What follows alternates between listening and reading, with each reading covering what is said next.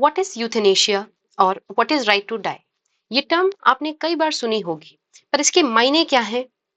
क्या ये इंडिया में लीगल है या इलीगल है, या ये कितने फॉर्म्स में किया जा सकता है? आपके इन सब सवालों का जवाब मैं वीडियो के एंड तक देने वाली हूँ। So let's start the discussion on today's editorial. So आज का हमारा एडिटोरियल रहने वाला है the right to die, dignity, SC rulings and what the law says. देखिए, at the end of last month, the Ministry of Health and Family Welfare released the draft guidelines for the withdrawal of life support system in terminally ill patients to operationalize the Supreme Court judgment of 2018 and 23, ठीक है, on the orders of right to die. Fine, ये क्या है आपको समझ में आएगा। उससे पहले मैं आपको बता दूं what is right to die और व्हाट इज यूथेनेशिया। तो यूथेनेशिया बेसिकली होता है कि अगर कोई व्यक्ति, ठीक है, एक बहुत लंबी बीमारी से सफर कर रहा है, ठीक है, he is terminally ill and experiences great pain, बहुत ज्यादा उसको पेन में है, तकलीफ में है, ठीक है, एंड उसकी जो डिजीज है वो इनक्योरेबल है, वो ठीक नहीं हो सकती है। सो इस केस में ये इस तरीके की प्रैक्टिस है जहां पर हम उस व्यक्ति की लाइफ को एंड कर सकते हैं ताकि उसको उन यातनाओं से, उन सफरिंग से छूट मिल जाए, ठीक है, मुक्ति मिल जाए। सो what is euthanasia? Euthanasia is the practice of ending the life of a patient to limit the patient's suffering. The patient in the question would typically be the terminally ill, experiences great pain या suffering, ठीक है। अगर बात की जाए euthanasia है क्या, सो ये एक ग्रीक वर्ड है एंड इसका मतलब है, so eu means good and thanatos means death, ठीक है। तो यहाँ पर एक ऐसा व्यक्ति जो बहुत लंबे समय से बीमार है, उसकी बीमारी ठीक नहीं की जा सकती है, उसको हम एक ऐसी प्रैक्टिस करेंगे कि उसको उस चीज से मुक्ति मिल जाए, ठीक है, उसको एक अच्छी डेथ मिले बजाय a death of sufferings and pains.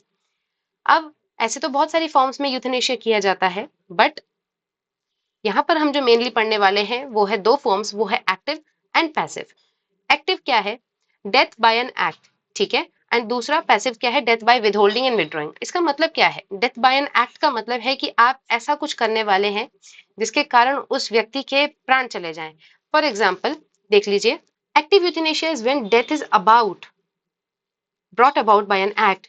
For example, person is killed by being given an overdose of painkiller. For example, एक व्यक्ति है, ठीक है, वो वेंटिलेटर पे पड़ा है बहुत टाइम से एंड उसके क्योर होने के चांसेस बहुत कम है, तो उस केस में इधर उसको पॉइजन दे दिया जाता है या जो भी वो दवाई ले रहा है, मेडिकेशन ले रहा है, पेन किलर ले रहा है, उसका ओवरडोज कर दिया जाए। तो ये हम अपने तरफ से एक एक्ट कर रहे हैं ताकि उस व्यक्ति के प्राण चले जाएं, ठीक है। सो इस तरीके का जो यूथनेशिया होता है उसको एक्टिव यूथनेशिया बोलते हैं। Whereas in case of passive euthanasia, उस व्यक्ति को सपोर्ट करने वाले जो भी लाइफ सपोर्ट सिस्टम है, लाइफ सपोर्ट सिस्टम का मतलब है कि जो भी हमारे बॉडी के फंक्शंस हैं वो आर्टिफिशियली किए जा रहे हैं, आर्टिफिशियली रिप्लेस किए जा रहे हैं बॉडी के फंक्शंस को, जैसे वेंटिलेटर है, फीडिंग ट्यूब है, इनके द्वारा उस व्यक्ति के जो लाइफ है वो अभी चल रही है, सस्टेन्ड है। तो पैसिव केस में हम क्या करेंगे कि हम कुछ एक्ट नहीं करेंगे कि वो मर जाए, हम क्या करेंगे कि वो चीजें जो उस व्यक्ति की लाइफ को सपोर्ट कर रही है हम उसको हटा देंगे, ठीक है। सो पैसिव दो तरीके से किया जाता है, एक होता है हमारा विद होल्डिंग, एक होता है हमारा विद ड्रॉइंग, ठीक है। इनमें डिफरेंस देख लेते हैं कि withholding and withdrawing होता क्या है। तो passive euthanasia is when the death is brought about by the omission, किसी चीज को हटा के किया जाता है। When someone lets the person die, ठीक है, मतलब कि जो भी उस व्यक्ति को सपोर्ट कर रहा है जीने में, आपने उस सपोर्ट सिस्टम को हटा दिया है, फाइन, उसको पैसिव यूथनेशिया कहते हैं। दो तरीकों से किया जाता है, विदड्रॉ एंड विद होल्ड, ठीक। विदड्रॉ का मतलब होता है निकाल लेना, कोई ऐसा सपोर्ट सिस्टम है जो उस व्यक्ति को सपोर्ट कर रहा है, आपने उस सपोर्ट सिस्टम को हटा दिया, जैसे वेंटिलेटर को हटा लिया, ठीक है। Switching off the machine that is keeping the person alive, उस मशीन को ही आपने बंद कर दिया जो उस पर्सन को जीवित रखे हुए था। इस तरीके का यूथनेशिया विदड्रॉ वाला ट्रीटमेंट होता है, ठीक है। वेरस विद होल्ड क्या होता है, हम अपने तरफ से कोई ट्रीटमेंट नहीं कर रहे हैं, ठीक है, वो व्यक्ति जब तक जिएगा जिएगा। फॉर एग्जाम्पल यहाँ पर फॉर एग्जाम्पल एक व्यक्ति है, उसको हर्ट का कुछ प्रॉब्लम है, ठीक है, एंड हम चाहते हैं कि इसकी सर्जरी हो जाए थोड़ा, तो उसकी जो लाइफ है वो 1-2 साल तक एक्सटेंड हो जाए। सो अगर शॉर्ट पीरियड ऑफ टाइम के लिए उसकी लाइफ एक्सटेंड होने वाली है, उसके बाद अल्टीमेटली उसकी डेथ होनी है, तो इस तरीके की सर्जरी को हम नहीं करेंगे, ठीक है। Not carrying out the surgery that will extend the life for a short period of time, इसको बोलते हैं विद होल्डिंग ट्रीटमेंट, क्योंकि इतना करने के बाद भी that person will suffer and ultimately die. So withholding and withdrawal of life sustaining treatment, ये आपके देखो आज के आर्टिकल में लिखा हुआ है इंडियन एक्सप्रेस के, उसमें साफ साफ इसका ये एग्जाम्पल है, डू नॉट अटेम्प्ट रिससाइटेशन ऑर्डर। ये बेसिकली है क्या, तो ये एक ऐसा मेडिकल ऑर्डर है जो इंस्ट्रक्ट करता है मेडिकल ऑफिसर्स को कि अगर कोई व्यक्ति जिसका हार्ट जो है, जो जिसका दिल है वो बीट करना बंद कर गया है, ठीक है, या उसकी ब्रीदिंग रुक गई है, तो उस केस में आप उसको सीपीआर ना दें। कार्डियोपल्मोनरी रिससाइटेशन, देखिए ये है अटेम्प्ट रिससाइटेशन ऑर्डर। फाइन। सो यहाँ पर बेसिकली हम क्या कर रहे हैं, अपने आप को रेस्ट्रिक्ट कर रहे हैं, रोक रहे हैं, ताकि उसको हम वो ट्रीटमेंट ना दें, क्योंकि अगर वो जीवित हो भी गया तो उसकी लाइफ ज्यादा लंबे समय तक एक्सटेंड नहीं हो पाएगी। देखिए, रही बात इसकी कि पैसिव यूथनेशिया को किया कैसे जाएगा, विदहोल्ड या विड्रॉल की बात हो कहीं पर भी, ठीक है। तो सबसे पहले अगर जो भी पेशेंट है, अगर वो उस स्टेट में है कि वो डिसीजन मेकिंग कर सकता है, तो वो खुद ही उसको रिफ्यूज कर लेगा, ठीक है, अपने लाइफ सपोर्ट सिस्टम्स को रिफ्यूज कर देगा कि मुझे अब वो नहीं चाहिए। एंड अदरवाइज अगर वो उस स्टेट में नहीं, उस टाइम पे क्या होगा कि वो एक एडवांस मेडिकल डायरेक्टिव दे देता है, जिसे हम लिविंग विल का नाम देते हैं, ठीक है। जैसे कि आप लोग जानते होंगे कि एक वसीयतनामा जैसे लिखी जाती है, चले जाने के बाद ये प्रॉपर्टी जो है इस इसके नाम होगी, है ना, एक उस तरीके का जो विल होता है वो, ठीक है, टेस्टामेंट होता है। उसी तरीके का यहाँ पर ये व्यक्ति जब अपने होशो हवास में होता है तो ये पूरी विल इस तरीके से यहाँ पर लिख के दे देगा कि अगर मेरी ये कंडीशन हो जाती है तो मेरे साथ ये किया जा सकता है।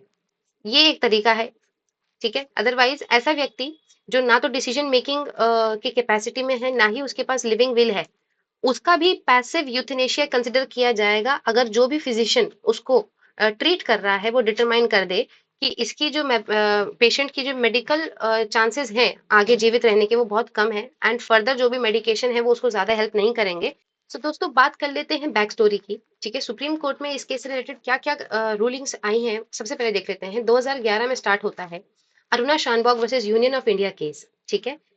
It recognized that life-sustaining treatment could be legally withheld and withdrawn even from the person without decision-making capacity. इस केस से ये चीज आ गई थी कि अगर कोई ऐसा व्यक्ति है जो उस स्टेट में है कि वो डिसीजन नहीं ले सकता खुद की लाइफ से, तो उसके उसके केस में भी हम पैसिव यूथनेशिया कर सकते हैं, ठीक है। 2018 में common cause versus Union of India recognise the right to die with dignity, right to die with dignity as a fundamental right. Article 21 है हमारा, which is right to life.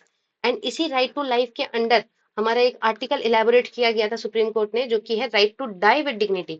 If a person had right to life, then he has also a right to die with dignity, ठीक है। यहाँ से living Wills का concept इन्होंने डाल दिया था कि अगर कोई व्यक्ति एट द लेटर स्टेज सक्षम नहीं है कि वो अपने लिए डिसीजन ले पाए, तो वो पहले ही अपना वसीयतनामा लिख के जा सकता है। बट प्रॉब्लम ये थी कि 2018 में ये लिविंग विल का जो प्रोसीजर था इट वॉज वेरी डिफिकल्ट, ठीक है, एंड ब्यूरोक्रेटिक हर्डल्स भी आते थे बीच में। सो इसको रिमूव किया गया 2023 में। कोई भी व्यक्ति जो 18 साल से ऊपर की एज का है, ठीक है, वो इन हिज कैपेसिटी, ठीक है, अपने आप विल बना सकता है। एंड इसमें हमें चाहिए क्या, so the document should detail at least two surrogate decision maker, ठीक है। सरोगेट डिसीजन मेकर क्या होते हैं, so these are the agent or any person who makes medical decision for somebody or someone who is unable to make the decisions for themselves. And documents become legal when it is signed in the presence of executor, two witness and attested before a notary or gazetted officer. So I hope इतनी background story आपको clear हो गई होगी। अब आ जाते हैं main news पे, जो मैंने आपको स्टार्टिंग में बताया था कि ministry of health and family welfare इन्होंने गाइडलाइंस निकाली है। सो बेसिकली गाइडलाइंस है हमारी कि सबसे पहला ये चीज कही गई है कि एक प्राइमरी मेडिकल बोर्ड होना चाहिए। जिस भी हॉस्पिटल में ट्रीटमेंट हो रहा है वहां पर एक प्राइमरी मेडिकल बोर्ड होना चाहिए, ठीक है। एंड इस बोर्ड में कौन कौन होना चाहिए, सो जो भी डॉक्टर ट्रीटमेंट कर रहे हैं वो, एंड साथ में 2 सब्जेक्ट मैटर एक्सपर्ट होने चाहिए जो इस चीज को असेस करके बताएंगे कि पैसिव यूथनेशिया उस पेशेंट के लिए सही है कि नहीं है। दूसरा, इस डिसीजन को फिर से रीअसेस करने के लिए एक सेकेंडरी मेडिकल बोर्ड होना चाहिए। एंड ये सेकेंडरी मेडिकल बोर्ड जो है ये हमारे प्राइमरी मेडिकल बोर्ड के डिसीजन को रिव्यू करेगा। सेकेंडरी मेडिकल बोर्ड कंप्राइज करना चाहिए किन किन लोगों को, सो एक रजिस्टर्ड मेडिकल प्रैक्टिशनर जो कि अपॉइंट किए जाते हैं, डिस्ट्रिक्ट चीफ मेडिकल ऑफिसर है उनके द्वारा अपॉइंट किए जाएंगे, एक डॉक्टर वो होने चाहिए इस बोर्ड में। साथ में 2 सब्जेक्ट मैटर एक्सपर्ट जिनका एटलीस्ट 5 ईयर्स का एक्सपीरियंस होना चाहिए। एंड ऑल्सो ये जितने भी मेंबर्स हैं ये प्राइमरी मेडिकल बोर्ड वाले मेंबर से बिल्कुल डिफरेंट होने चाहिए, कोई भी इनमें कॉमन नहीं होना चाहिए। This is the case. And then तीसरा है surrogate must be consulted. And last कि हॉस्पिटल्स जो होंगे they must notify the decision to the local judicial magistrate. So this was all about this article right to die with dignity. I hope आपको पसंद आया होगा। Like share and subscribe जरूर करें। मिलते हैं कल नए आर्टिकल के साथ, तब तक के लिए जय हिंद।